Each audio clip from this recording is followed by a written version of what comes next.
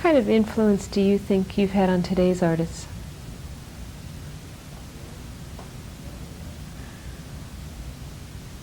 I don't know. I hope a good influence. I hope, you know, if anything, I wouldn't really expect anybody to say too much about my music or my songs or my singing, but I would expect people to say she had energy.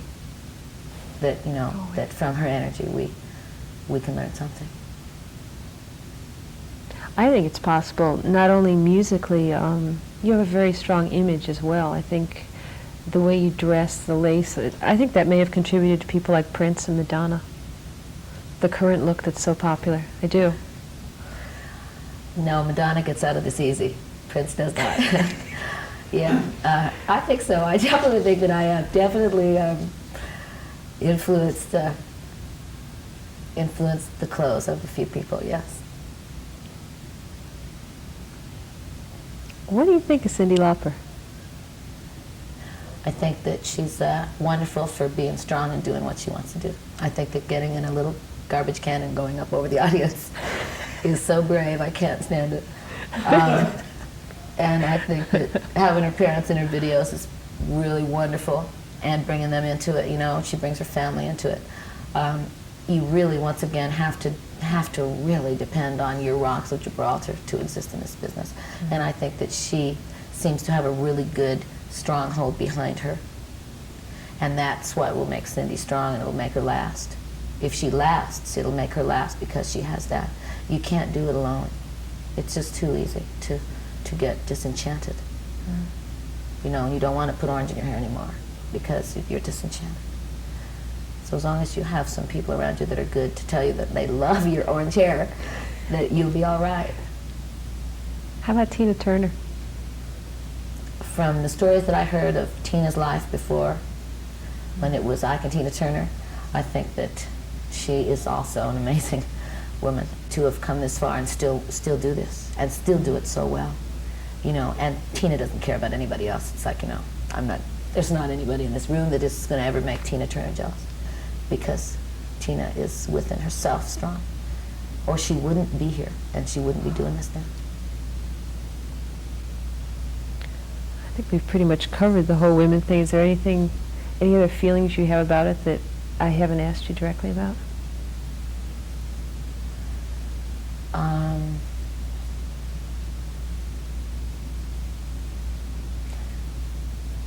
No, I think you've done a fantastic job, actually. Okay. Thank you very much. All right. Good. Ivan will change it.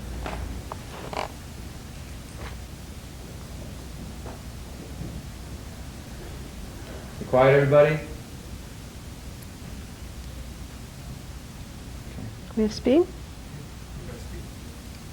We were just talking not only about the other women who are your peers in rock and roll, but also the ones you work with all the time. Tell me about your women backup singers.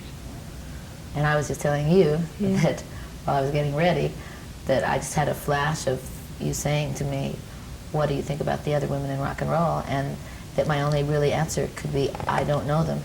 And I only know the ones that I work with. And the ones that I work with being Lori Perry and Sharon, Celani, and Minnie. Minnie, I don't even know what Minnie's last name is. Minnie is Minnie. They, you know, make my life so much easier. You know, if I get a little tired and drop out, they pick it up for me. If I want somebody to sing a great harmony, they throw it in. If I don't want to go out and sing alone when I'm recording, then one of them goes with me and just kind of quietly, subtly sings along and smiles and, like, you know, acts happy. And it's like I have to have people around me that love to sing and work. Otherwise, I feel like Alice in Wonderland, because I don't relate to anybody, and nobody relates to me, because it's like, yeah, I want to stay later than everybody else at the recording studio. And I do, every night, want to stay later. And everybody is like, you know, I mean, people are burdened. They need to go home and sleep, you know, and I don't understand go home and sleep. So yeah. I want to stay. And the girls, you know, they back me up. And they'll stay, even though they also want to go home and sleep.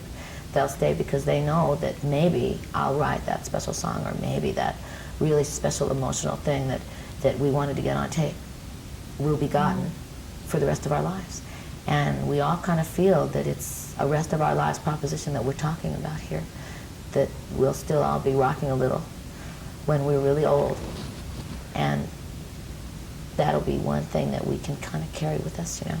So I think that women in rock and roll should just go right ahead and do it, because if you can make it, there's nothing like it.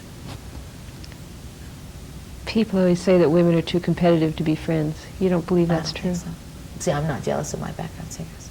They can't do anything that's going to make me jealous. Well, let's see. You know, they can't really, unless I am really, like I said about Cyndi or about Tina, unless I am unsure of myself. And that when that happens, then good, I hope somebody lets me know by making me ever so slightly jealous. You know, like, I don't think I want her to sing that anymore, you know, because she's just too good. Well, that keeps me on my toes. I better be better, or I'll be off the stage, you know. And if I even think that somebody is getting close, then I start to run. So it works for me, you know. If I just was just me in this man's world, then I don't know, you know, if I would be as ambitious and as strong, because I've got them beat. Because I just have to be me and sing my songs and do a good job and not take a long time and not cost a lot of money. With my girlfriends, they have to say, well, no, we didn't think you sang that very well. We think you could do that really better. Where, you know, one of the guys would say, well, it's all right, let's go.